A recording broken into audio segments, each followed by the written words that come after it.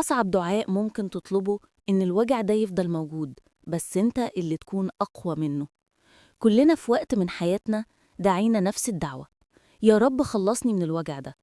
بس يمكن الدعوة الصح كانت لازم تكون: يا رب اديني قوة أعدي الوجع ده.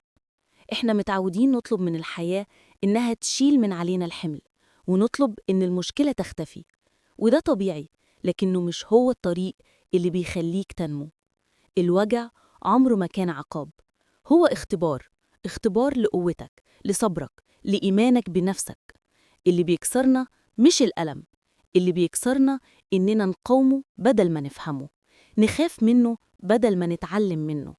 الوجع جاي يعلمك حاجة: النمو بيجي من السؤال ده: إيه اللي هيتغير جوايا عشان أقدر أشيل الحمل ده بكتف أقوى؟ ويمكن يعلمك إنك تختار صح، يمكن يعلمك إنك تبطل تسكت، يمكن يعلمك إنك توقف تحب اللي بيأذيك.